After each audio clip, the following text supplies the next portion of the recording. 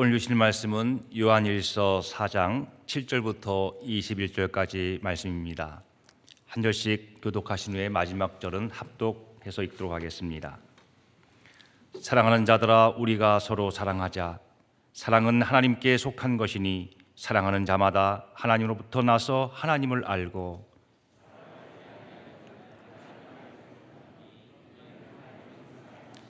하나님의 사랑이 우리에게 이렇게 나타난 바 되었으니 하나님이 자기의 독생자를 세상에 보내심은 그로 말미암아 우리를 살리려 하심이라.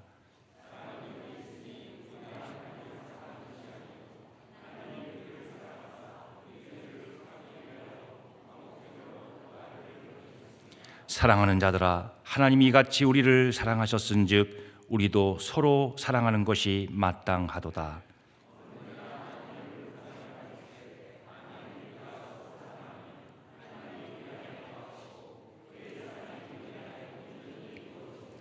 그의 성령을 우리에게 주심으로 우리가 그 안에 거하고 그가 우리 안에 거하시는 줄을 아느니라.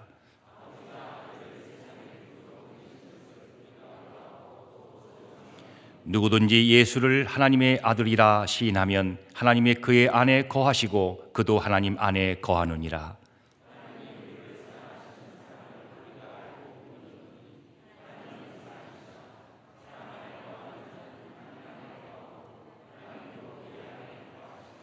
이로써 사랑이 우리에게 온전히 이루어진 것은 우리로 심판날에 담대함을 가지게 하려 함이니 주께서 그러하신 것 같이 우리도 이 세상에서 그러하니라.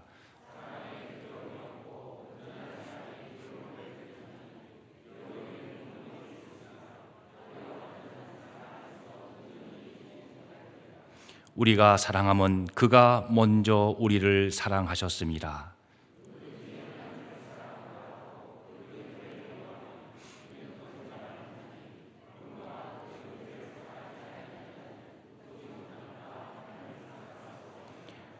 우리가 이 계명을 주께 받았나니 하나님을 사랑하는 자는 또한 그 형제를 사랑할지니라. 아멘. 이제 그리스도인의 표지라는 제목으로 이경희 목사님 나오셔서 하나님 말씀을 전해주시겠습니다. 기도하겠습니다. 사랑의 주님, 부족한 종을 또 세우셨사오니 저를 붙드사 은혜 가운데 주께서 우리에게 말씀하고자 하시는 바를 밝히 선포하게 하시고 그 말씀에 저희 모두 아멘으로 화답하며 순종하게 하옵소서. 오직 주님만 높임을 받으시고 영광 받아 주시옵소서. 예수님의 이름으로 기도하옵나이다. 아멘. 제가 신앙생활 초기인 20대 중반에 감명 깊게 읽은 책 중에 하나가 프란시스 A. 셰퍼가 쓴 그리스도인의 표지라는 소책자입니다. 당시 교회 대학부에서 선교단체식 제자훈련에 몰입하고 있었을 때였는데 그때 당시 대학부 내에 하나님 나라와 창조과학 이런 새로운 지식이 등장하면서 연구하는 그룹이 생기면서 대학부 내에 노선 논쟁이 있었습니다. 제가 그 가운데서 갈등을 하던 차에 이 책을 읽고 신선한 충격을 받아서 독후감까지 써서 대학부 주보에 기고했던 기억이 납니다.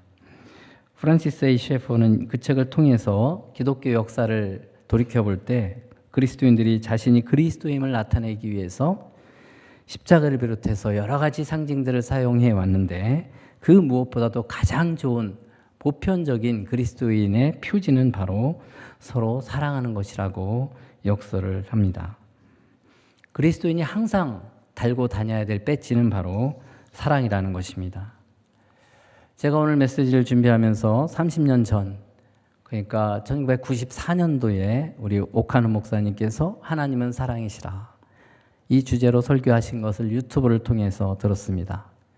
옥 목사님이 이 본문을 가지고 설교하신 내용 중에서 저에게 도전을 주었던 내용, 그것은 이것입니다. 사랑하지 않으면 하나님을 아버지라 부르지도 말고 하나님의 자녀라고도 말하지 마라. 사랑하지 않으면 하나님을 안다고도 하지 마라. 사랑하지 않으면 하나님이 내 안에 거한다, 하나님을 모시고 산다 말하지 마라. 진짜 하나님을 믿는다면 사랑하지 않고는 못 배긴다. 믿음의 열매는 사랑이다. 예수 믿는 사람은 사랑하지 않으면 안 된다. 정말 예수님을 믿는다면 사랑해야 한다. 보이는 형제를 사랑하지 못하면서 어떻게 하나님을 사랑한다고 말할 수 있겠는가? 인간은 신뢰의 대상이 아니라 사랑의 대상이다. 하나님이 태양이라면 나는 별이라도 되어야 한다.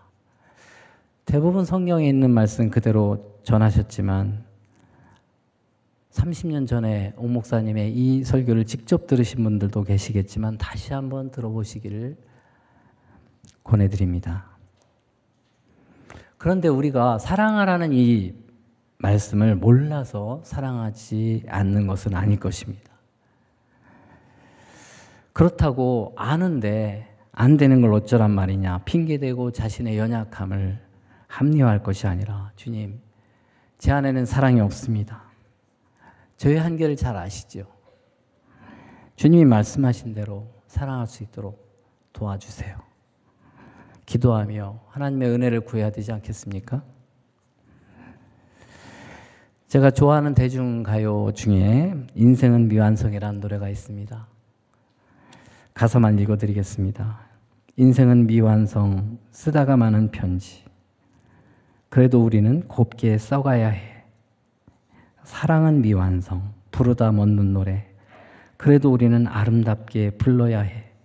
사람아 사람아, 우린 모두 타향인걸. 외로운 가슴길이 사슴처럼 기대고 살자.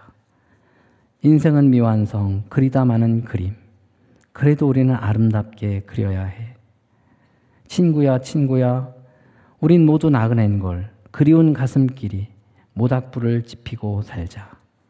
인생은 미완성, 색이다 많은 조각. 그래도 우리는 곱게 새겨야 해. 그래도 우리는 곱게 새겨야 해. 인생은 미완성, 사랑도 미완성이지만 그래도 우리는, 이 가사가 그렇게 마음에 와닿을 수가 없습니다. 우리가 평생 사랑의 완성을 추구하지만 완성할 수 있겠습니까? 그렇다고 완성할 수 없다고 사랑을 포기해야 되겠습니까? 그래도 우리는 사랑을 추구해야 되지 않겠습니까? 그것이 우리가 살아야 될 이유 아닙니까? 사랑하라는 이 메시지는 너무나 뻔한, 우리가 너무나 잘 아는 주제지만 아무리 강조해도 지나치지 않는 주제입니다. 그래서 우리는 포기하지 말고 서로 사랑해야 합니다. 저는 오늘 이 시간에 사랑의 방법론이 아니라 사도 요한이라고 하는 인물을, 오늘 본문을 기록한 사도 요한이라는 인물을 소개하고자 합니다. 사도 요한은 저와 여러분들과 똑같은 성정, 타고난 본성을 지닌 사람입니다. 그런데 그가 어떻게 사랑을 실천하고 사랑의 사도라 불림을 받고 어떻게 그토록 절절하게 사랑을 하는 메시지를 전하는 사랑의 메신저로 변화되었는지 살펴보고자 합니다. 몇몇 현대 신학자들은 요한 일서의 저자가 사도 요한이라고 단정 지을 수 없다고 주장합니다만 저는 대다수의 전통적인 신학자들의 견해대로 사도 요한이 요한 일서의 저자임을 믿고 그가 어떻게 사랑의 사도로 변화되어서 사랑의 편지를 쓸 수 있게 되었는가 살펴봄으로써 저와 여러분이 더욱더 사랑하는 삶을 실천할 수 있게 되기를 소망합니다. 요한은 세베대의 아들로서 야고보의 동생이었습니다. 베드로와 동업하는 어부였습니다. 예수님의 부름을 받기 전에는 안드레와 함께 세례 요한의 제자였습니다. 그런데 세례 요한이 예수님을 하나님의 어린 양이라고 소개하는 그 증언을 듣고 예수님의 제자가 됩니다. 그런데 예수님이 자신을 따르는 이 야고보와 요한에게 보아너게라고 하는 별명을 붙여주십니다. 보아너게는 아람어로 소처럼 우는 사람이라는 뜻입니다. 개역성경에는 울의 아들이라고 번역되었고 소동, 흥분, 분노의 아들로도 해석됩니다. 예수님은 야고보와 요한을 제자로 부르실 때부터 그들의 본성을 꿰뚫어 보시고 보아너게라는 별명을 붙여주신 게 아닌가 생각됩니다. 우리들 주변에도 보면 걸핏하면 소동을 일으키고 흥분하고 분노하는 분들이 많이 있지 않습니까? 혹시 여러분들 옆에 그런 보안오개 같은 분이 있는지 한번 잠깐 옆을 살펴보시기 바랍니다. 물론 아예 쳐다보지도 않는군요. 나는 그런 사람 아니라고 생각할 수도 있겠습니다만 예배당에서 예배드릴 때는 알 수 없습니다. 겪어봐야 합니다. 사람의 성격을 파악하는 도구 중에 MBTI가 요즘 유행입니다. 다른 사람들, 특히 젊은 세대들하고 소통하려면 이 MBTI를 알면 도움이 많이 될 것입니다. 네, MBTI뿐만 아니라 DISC, 기질 분석, 도형 상담, 커뮤니케이션 스타일 다 제가 연구했던 도구들입니다. 이것들이 자신과 다른 사람을 이해하는 도구로 사용하면 유익하지만 다른 사람을 판단하고 규정하는 도구로 사용하면 위험합니다. 해로울 수 있습니다. 혈액형을 가지고도 우리가 재미삼아 이렇게 분석하지 않습니까? A형은 소세지, 소심하고 세심하고 지랄 같고, B형은 오이지, 오만하고 이기적이고 지랄 같고, O형은 단무지, 단순하고 무식하고 지랄 같고, AB형은 지지지, 지랄 같고 지랄 같고 지랄 같고. 그저 웃자고 지어낸 비과학적인 그런 분류에 불과하지만 사실 정도의 차이만 있을 뿐이지 우리는 누구나 다 지랄 같은 성격을 가지고 있다는 점을 시사해주고 있지 않습니까? 성경은 우리 모두 한 사람도 예외 없이 지랄 같은 본성을 지닌 존재라는 사실을 일깨워줍니다. 그 사실을 인정한 사람들이 우리 그리스도인들 아닙니까? 겉으로 굉장히 고상한 체하고 아무런 문제 없어 보이지만 특별한 상황에 부딪히면 전혀 다른 모습을 보이지 않습니까? 저와 여러분 모두는 지랄 같은 사람들입니다. 사도 요한 역시 마찬가지였습니다. 그 사실을 입증해 주는 사건들이 성경 여러 곳에 나오는데 그 사실들을 확인해 보겠습니다. 먼저 누가복음 9장 49절 50절을 보시겠습니다. 같이 읽겠습니다. 요한이 여짜오되 주여 어떤 사람이 주의 이름으로 귀신을 내쫓는 것을 우리가 보고 우리와 함께 따르지 아니하므로 금하였나이다. 예수께서 이르시되 금하지 말라. 너희를 반대하지 않는 자는 너희를 위하는 자니라 하시니라. 여기서 우리는 사도 요한이 얼마나 편협하고 속이 좁은 사람인지 확인할 수가 있습니다. 요한이 보니까 누군가가 예수의 이름으로 귀신을 쫓아내는데 그 사람이 예수를 따르는 자기들과 함께하지 않는 불효라는 이유로 금지 명령을 내렸다는 것입니다.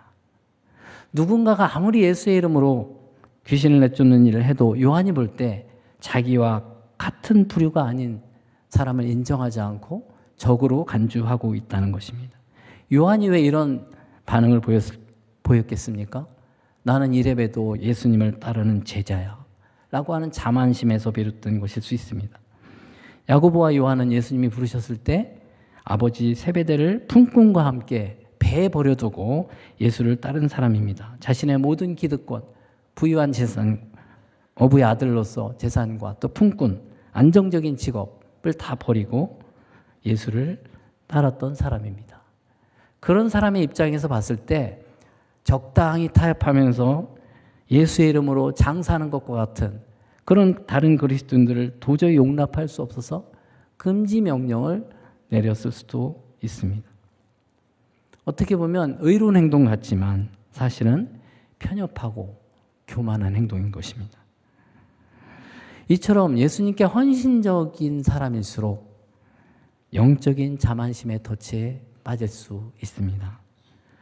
또 야고보와 요한이 이렇게 기고만장했던 또 다른 배경이 있었다는 사실을 우리가 주목해 볼 필요가 있습니다.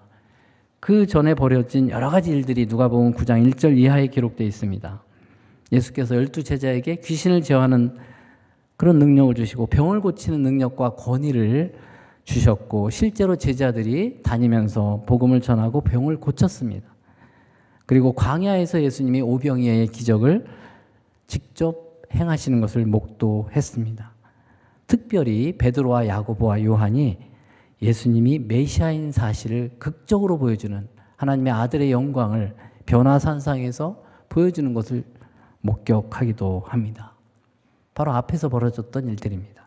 그렇기 때문에 메시아의 수제자인 베드로와 야고보와 요한이 자부심을 넘어서 얼마나 자만심으로 충만했겠습니까?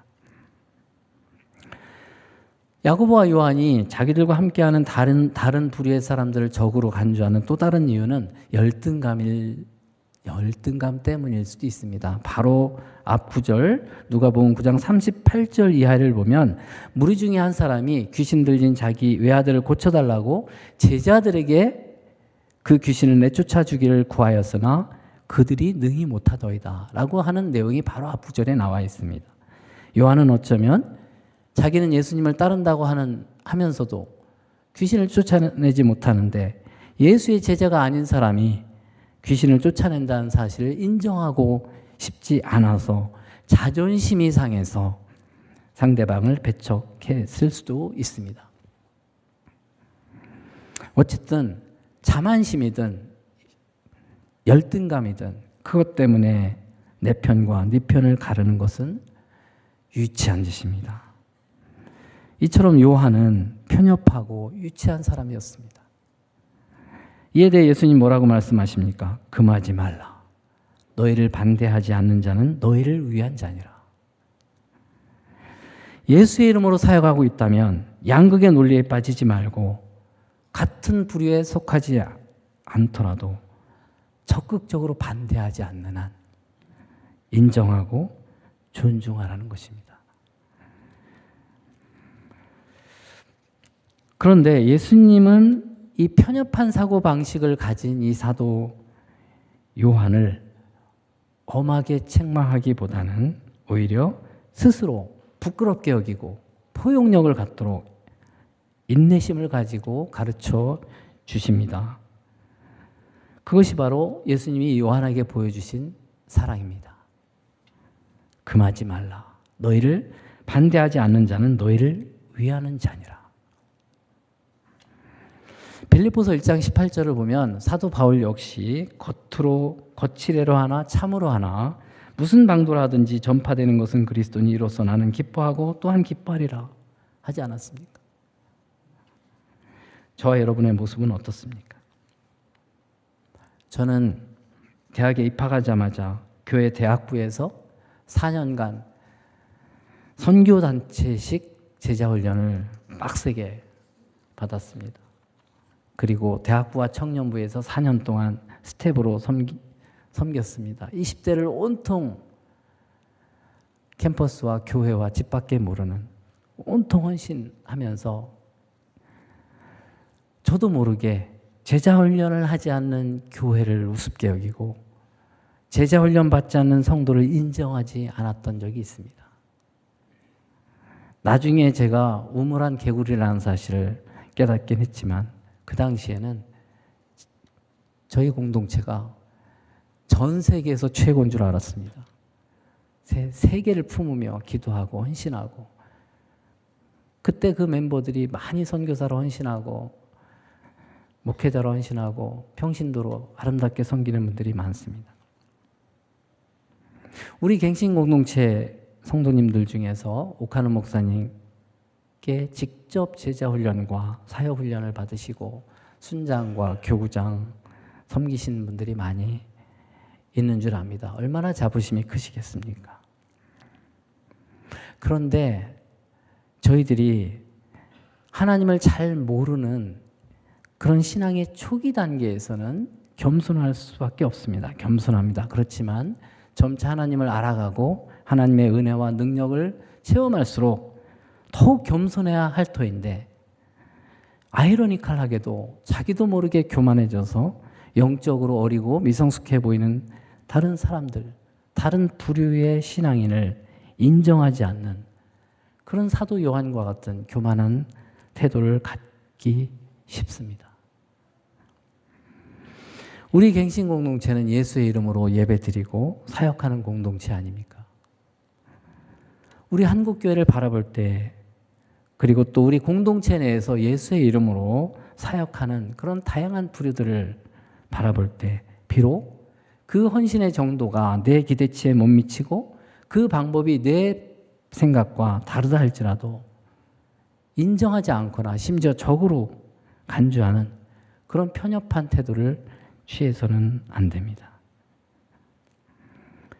우리 갱신공동체 지도부가 예수의 이름으로 추진하는 사역에 대해서도 적극적으로 반대하지 않는 그런 침묵하는 다수에 대한 그런 분들을 동역자로 여기고 존중하는 포용력도 필요합니다. 설사 요한과 같이 편협한 시각으로 편가름을 하는 그런 유치한 분이 있다 하더라도 주님의 마음으로, 주님의 그 사랑의 마음으로 품고 인내함으로 가르치고 권면하는 성숙한 우리 성도님들 되시기를 축원합니다.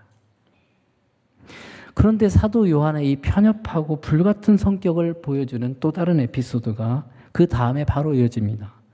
누가복음 9장 54절입니다. 같이 읽겠습니다. 제자 야고보와 요한이 이를 보고 이르되 주여 우리가 불을 명하여 하늘로부터 내려 저들을 멸하라 하기를 원하시나이까.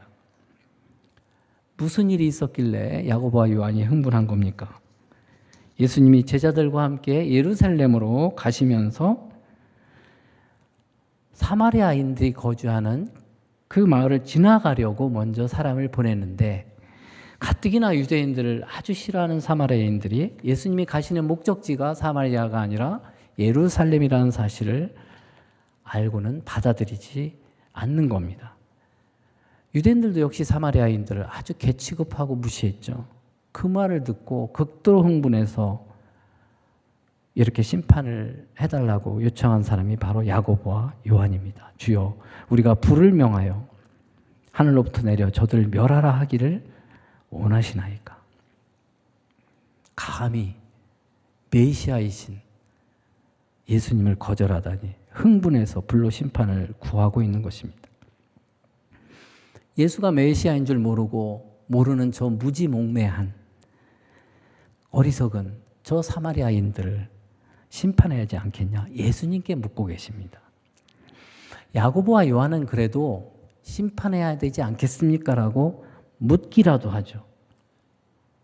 근데 우리 그리스도인 중에는 안 믿는 비그리스도인에 대해서, 예수님을 거부하는 비그리스도인들에 대해서 아예 스스로 왕인 것처럼 심판하고 단정짓고 그런 행세를 하는 사람들이 얼마나 많습니까? 예수님께서 이에 대해서 뭐라고 말씀하십니까? 누가복음 9장 55절, 56절 보시겠습니다. 예수께서 돌아보시며 꾸짖으시고 함께 다른 마을로 가시니라. 이번에는 야고보와 요한을 꾸짖으십니다. 예수님의 제자들을 무조건 오냐오냐 받아주지 않으셨습니다. 오냐오냐 받아주는 것이 옳지 않은데도 불구하고 오냐오냐 하는 것이 사랑이 아닙니다. 예수님은 제자들의 유치한 행동에 대해서 때로는 참고 인내하시면서 온유함으로 가르치셨지만은, 권면하셨지만은 때로는 준엄하게 책망했습니다. 책망하는 것도 사랑인 것입니다. 이번에는 왜 책망하셨습니까? 관주가 달려있는 성경을 보면 어떤 고대 사본의 55절 끝에 이런 말이 있다고 되어 있습니다. 이르시되 너희는 무슨 정신으로 말하는지 모르는구나. 인자는 사람의 생명을 멸망시키러 온 것이 아니요 구원하러 왔노라 하시고, 예수님은 야고보와 요한이 예수님이 이 땅에 오신 목적조차 깨닫지 못하고 있음을 책망하고 있는 것입니다. 우리가 주님을 모르고 거부하는 비그리스도인들을 대할 때 주님이 이 땅에 오신 목적이 이미 예수님을 믿는 저와 여러분뿐만 아니라 아직 주님을 믿지 않고 거부하는 안 믿는 사람들을 위해서도 오셨다는 사실을 잊지 말아야 됩니다. 하나님께서 누구를 선택하셨는지, 구원하실지는 우리가 판단할 영역이 아닙니다. 디모데전서 2장 4절 말씀대로 하나님은 모든 사람이 구원을 받으며 진리를 아는 데 이르기를 원하신다 라는 사실을 믿고 주님을 모르는 비그리스도인에 대해서 함부로 심판자의 태도를 취해서는 안 됩니다. 하지만 야고보와 요한은 예수님이 이 땅에 오신 이 목적을 망각하고 비그리스도인에 대해서 아주 편협하고 이기적인 교만한 태도를 버리지 못하고 심판자의 태도를 취하고 있는 것입니다. 뿐만 아니라 누가복음에는 9장 46절에 제자 중에 누가 크냐 하는 변론이 일어나 라고만 기록되어 있지만 마가복음 10장 35절부터 37절에 보면 우리가 너무나 잘 아는 바로 야고보와 요한의 청탁 사건이 등장합니다. 같이 읽겠습니다. 세베대의 아들 야고보와 요한이 주께 나와 여짜오되 선생님이여 무엇이든지 우리가 구하는 바를 우리에게 하여 주시기를 원하옵나이다. 이르시되 너에게 무엇을 하여 주기를 원하느냐 여짜오되 주의 영광 중에서 우리를 하나는 주의 우편에 하나는 좌편에 앉게 하여 주옵소서. 우리는 이 장면을 통해서 야고보와 요한이 세상적인 복을 기대하고 예수를 따른 것은 아닌가, 그 동기마저 의심할 수 있게 해주는 대목입니다. 물론 처음에는 순수하게 예수님을 따랐겠지만 나중에 예수님이 진짜 메시아임을 알고 욕심이 생겼을 수도 있습니다. 예수님께 청탁하는 이 모습을 통해 야고보와 요한이 얼마나 세속적인 야망으로 가득 차 있는지 그 속마음을 우리가 헤아려 볼 수 있는 것입니다. 저와 여러분은 어떻습니까? 저와 여러분은 겉으로는 예수님을 따르는 제자의 모습으로 갱신의 이름으로 모여있지만 그 속은 교회 안에서 군림하려고 하는 세속적인 가치관으로 오염되어 있지 않습니까? 놀라운 사실은요, 야고보와 요한뿐만 아니라 야고보와 요한의 어머니 또한 예수님께 똑같은 청탁을 하고 있는 내용이 마태복음에 기록되어 있습니다. 마태복음 20장 20절 21절 말씀 읽을 필요도 없이 똑같은 말입니다. 이 반복되는 청탁 사건을 두고 신학자들은 마태는 두 아들 야고보와 요한이 직접 부탁한 것을 중점적으로 기록했고 마가는 그랬지만 마태는 자식들에 대한 애착심이 강했던 유대인 어머니의 모습을 보여준 거라고 그렇게 해석합니다만 사실 세베대의 이 두 아들의 어머니 살로메는 예수님의 모친인 마리아와 자매지간입니다. 예수님과의 인척관계입니다. 그렇기 때문에 두 아들을 그 인척관계를 이용해서 부탁한 것이 아닌가 의심해 볼 수 있는 장면입니다. 교회 내 치맛바람의 원조라고도 하죠. 당시 왕정시대에 친족을 기용하는 것은 기득권을 유지하기 위한 아주 당연시 여겼던 그런 처사였지만 교회 공동체는 그렇지 말아야 되지 않겠는가. 그래서 예수님께서 도저히 묵과할 수 없었기 때문에 이렇게 말씀하십니다. 마가복음 10장 38절로 40절입니다. 예수께서 이르시되 너희는 너희가 구하는 것을 알지 못하는도다. 내가 마시는 잔을 너희가 마실 수 있으며 내가 받는 세례를 너희가 받을 수 있느냐. 그들이 말하되 할 수 있나이다. 예수께서 이르시되 너희는 내가 마시는 잔을 마시며 내가 받는 세례를 받으려니와 내 좌우편에 앉는 것은 내가 줄 것이 아니라 누구를 위하여 준비되었든지 그들이 얻을 것이니라. 예수님께서 자신의 욕심과 자신의 영광만을 추구하는 야고보와 요한의 이 무지몽매함을 지적하시고 고난을 받을 수 있겠냐, 영광이 아니라 고난도 받을 수 있겠냐라고 묻습니다. 이 질문에 그들은 주저없이 고난받을 수 있다고 장담합니다. 제가 젊었을 때 헌신할 때 아골골짝 빈대라도 가겠다고 그렇게 헌신의 기도를 얼마나 많이 했습니까? 나이 들수록 그 사실이 얼마나 쉽지 않은 일이라는 사실을 깨닫고 그 찬송 부르기가 두렵더라고요. 혹시 아프리카 오지 같은 데로 보내면 나는 감당할 수 있을까? 실제로 야고보는 주 44년에 헤롯 아그리빠 1세 박해로 12사도 가운데 최초로 야고보가 순교합니다. 그리고 요한은 12사도 중에서 90세가 넘도록 가장 오래 살면서 고난의 삶을 살았습니다. 그렇지만 이 대답이 그들이 고난을 달게 받겠다라고 이 자신만만하게 얘기한 것은 어쩌면 영광스러운 미래만 내다보고 대답한 것이지 과연 고난의 그걸 내다보고 고난받을 걸 내다보고 대답한 것일까? 예수님께서 영광의 자리에 대해서는 하나님의 주권에 속했다라는 사실을 말씀하시고 우리들에게는 바로 예수님을 따르는 자들에게는 고난은 필수 과목이라고 강조하고 있는 것입니다. 그런데요, 이 대화를 듣고 있었던 다른 10 제자들의 반응이 놀랍습니다. 마가복음 10장 41절입니다. 10 제자가 듣고 야고보와 요한에 대하여 화를 내거늘. 우리가 이 말씀을 통해서 확인할 수 있는 것은 야고보와 요한의 청탁이 몰래 비밀스럽게 진행된 것이 아니라 다른 10 제자들 앞에서 아주 대놓고 공개적으로 청탁을 했다는 사실입니다. 얼마나 뻔뻔합니까? 이와 같이 자기 욕심에 눈이 멀면 되는 게 없습니다. 다른 사람이 보이지 않는 것입니다. 한마디로 후한무치라고 하죠. 후한무치. 예수님을 믿는다고 하면서 얼굴이 두껍고 부끄러움을 모르는 그런 후한무치의 모습이 야고보와 요한뿐만 아니라 저와 여러분들의 모습 속에 있지 않습니까? 그런데요, 나머지 10 제자들도 똑같았다는 겁니다. 화를 냈다는 사실이 역시 그들도 같은 마음을 갖고 있었다는 것입니다.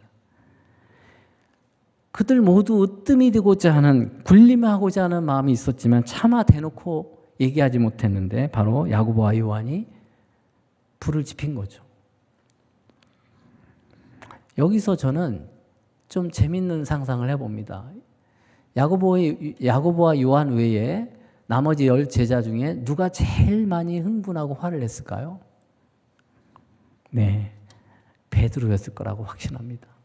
베드로는 야고보와 함께 수제자라고 일명 수제자였으니까 특별한 체험을 한 사람들이죠. 예수님과 함께.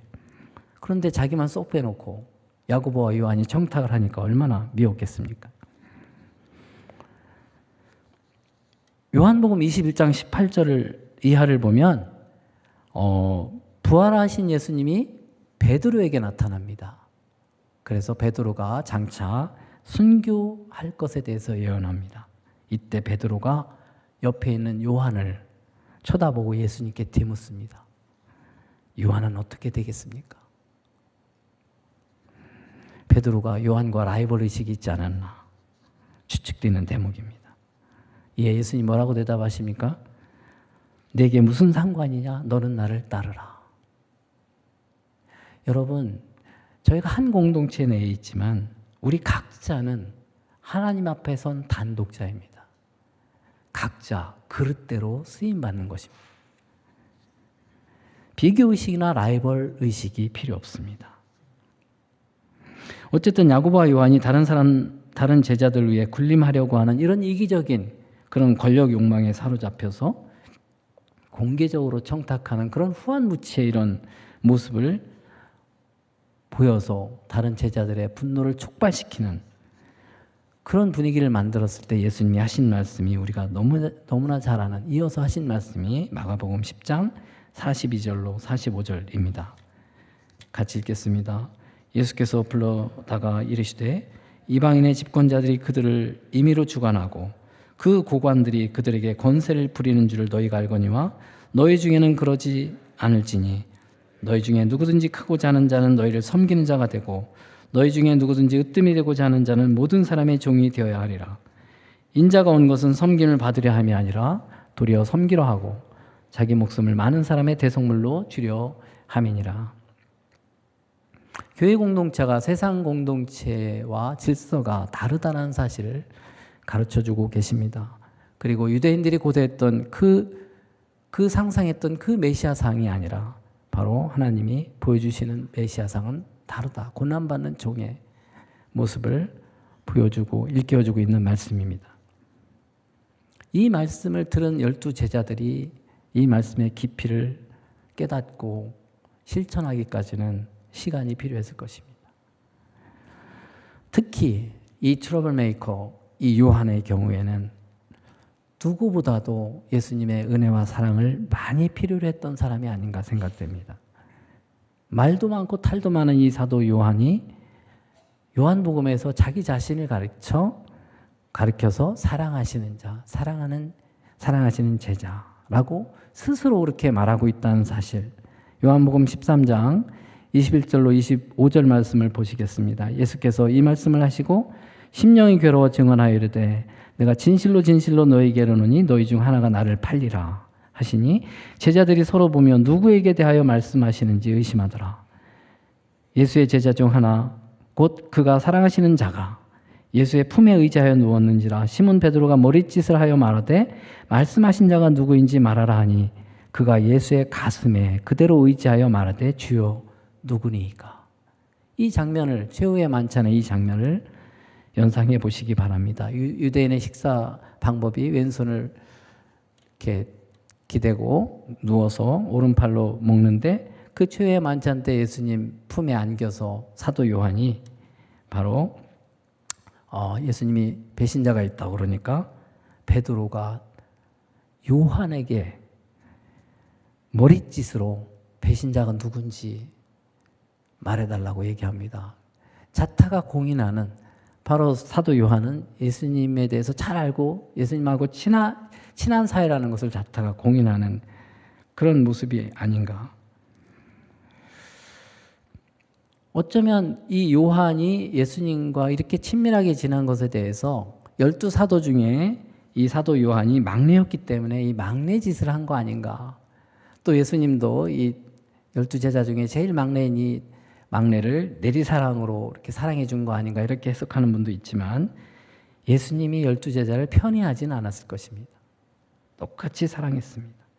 그런데 요한은 예수님의 이 사랑에 대해서 예수님이 자신을 특별히 사랑한다라고 느꼈기 때문에 자신을 사랑하시는 자, 사랑하시는 제자라고 소개하고 있지 않나 생각됩니다. 어쩌면 요한은 자기 스스로의 부족함을 너무나 잘 알고 있었기 때문에 그걸 인정하고 인지하고 있었기 때문에 예수님의 사랑에 대해서 특별히 더 깊이 받아들이고 또 그 사랑을 더욱더 갈망한 것이 아닌가 생각됩니다. 그의 내면에 이런 사랑에 대한 갈급함이 있었다는 것입니다. 사랑에 민감했다는 것입니다. 부모 입장에서 10손가락 깨물어 안 아픈 손가락 없죠. 똑같이 사랑합니다. 근데 받아들이는 자녀가 부모의 사랑을 정말 마음을 열고 받아들이는 자녀는 부모의 사랑을 크게 느끼고 감사하고 부모님을 더욱더 가까이 하지만 받아들이지 않는 그 자녀는 자꾸 겉돌고 부모의 사랑을 몰라주는 자녀가 자꾸 문제를 일으키지 않습니까? 사도 요한은 바로 그토록 실수투성이고 부족한 자기 자신을 예수님이 변함없이 사랑하시는 그 사랑에 점점 변화되어서 사랑의 사도로 변화된 것이 아닌가 생각됩니다. 요한에 대한 예수님의 이 사랑과 이 신뢰가 예수님이 십자가상에서 돌아가시기 전에 바로 자신의 어머니를 요한에게 부탁하는 이 내용을 통해서도 확인할 수가 있습니다. 요한복음 19장 25절로 27절 보시겠습니다. 예수의 십자가 곁에는 그 어머니와 이모와 글로바의 아내 마리아와 막달라 마리아가 섰는지라. 예수께서 자기의 어머니와 사랑하시는 제자가 곁에 서 있는 것을 보시고 자기 어머니께 말씀하시되 여자여 보소서 아들이니이다 하시고 또 제자에게 이르시되 보라 네 어머니라 하신대. 그때부터 그 제자가 자기 집에 모시니라. 예수님이 돌아가시기 전에 자신의 어머니 마리아에게는 조카인 요한을 아들이라 말하고 그리고 요한에게는 이모인 마리아를 어머니라고 소개한 것은 바로 요한으로 하여금 마리아를 어머니처럼 모시라고 부탁한 것입니다. 실제로 요한은 마리아를 자기 집에 모십니다. 아무리 이중사촌지간이지만 자기 어머니를 맡긴다는 것은 그만큼 신뢰했다는 것입니다. 요한이 공생의 초기에는 보아너게라고 하는 그런 우레아들 별명을 받을 정도로 좌충우돌하는 그런 트러블 메이커였지만 공생의 말년에 십자가상에서는 예수님이 요한에게 어머니를 맡길 정도로 신뢰하고 사랑하는 제자가 되었다는 것입니다. 물론 여전히 부족한 모습이 있었을 것입니다. 나중에 예수님 부활하시고 성령의 능력으로 사로잡히기 전까지는 사도 요한은 여전히 부족한 모습을 보였을 것입니다. 그리고 설사 성령을 받아서 성령 충만한 삶을 살아간다 해도 과연 항상 그렇게 완벽한 모습으로 남은 인생을 살았겠습니까? 그렇지 않습니다. 여전히 부족하고 실수도 많이 했을 것입니다. 우리가 하나님께 쓰임받는 조건은 우리가 완벽해서가 아닙니다. 우리가 얼마나 하나님 앞에서 자기의 부족함을 깨닫고 인정하고 하나님의 용서하심을 받아들이고 하나님의 사랑을 받아들이는 그러한 겸손한 태도와 주님의 사랑을 받아들이는 태도가 하나님께 쓰임받는 아주 중요한 조건인 것입니다. 사랑하는 성도 여러분, 사도 요한은 20세에 예수님의 제자가 되어서 90세가 넘도록 장수하면서 그리스도인이 가장 중요한 달고 다녀야 될 배지, 중요한 표지가 바로 그리스도의 사랑이라는 사실을 평생 가르치고 실천한 사람입니다.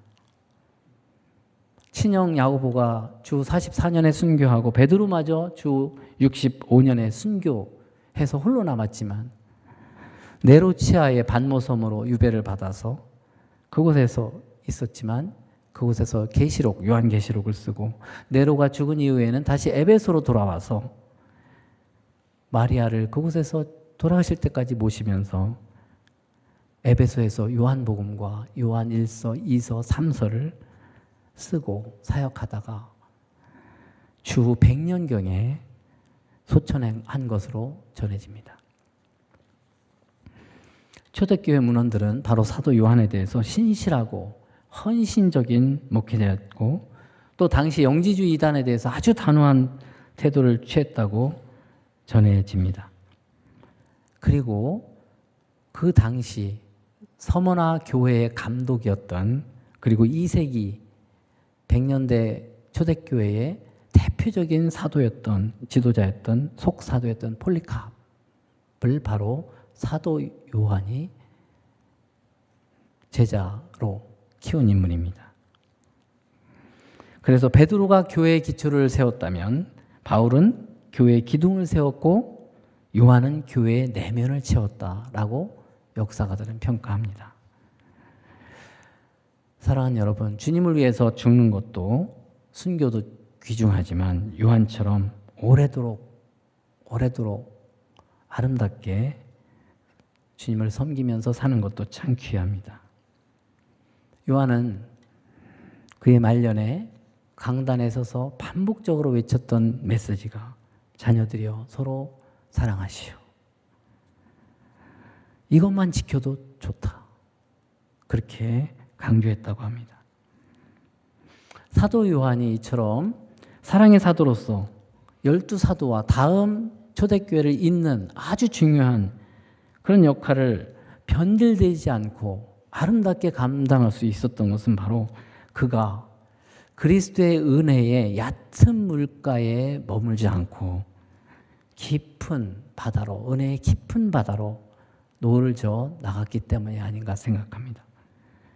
그게 바로 그리스도의 십자가의 사랑의 깊이와 넓이와 높이를 깨달아 알아가는, 그것은 무엇을 전제로 하냐면 내가 얼마나 부족한 존재인지, 예수님을 믿은 이후에도 여전히 부족하고 그런 자신의 죄성을 깨닫는 데서 하나님의 은혜를 갈망하는 것이고 더 깊은 은혜의 바다로 나아가는 것입니다. 그것이 바로 사도 요한이 말년에 그렇게 아름답게 사역을 마무리할 수 있었던 원동력이라고 생각합니다. 저와 여러분이 세월이 흐를수록 자신의 잘남을 자랑할 것이 아니라 오히려 자신의 죄악된 본성을 깨닫고 고백하고 인정함으로써 하나님의 은혜를 구하고 그 사랑에 이끌려, 그 은혜에 이끌려 살아가는 저와 여러분들 되시기를 진심으로 축원합니다. 기도하겠습니다. 사랑의 주님, 부족하기 이를 데 없는 실수와 허물투성이인 저희들을 불러서 하나님의 자녀로 삼아주시고 주님의 제자를 일컬어 주시고 인내하심으로 가르치시고 또 책망하시며 주님의 사랑을 베풀어 주신 은혜를 참으로 감사합니다. 주님, 우리가 살아갈수록 우리의 이런 뿌리 깊은 죄성을 깨닫게 하시고 인정하게 하시고 그럼에도 불구하고 사랑하시는 주님의 그 사랑을 힘입어서 주님처럼 다른 사람을 사랑하는 삶을 살아가도록 우리를 이끌어 주시옵소서. 우리를 불쌍히 여겨 주시옵소서. 예수님의 이름으로 기도합나이다. 아멘.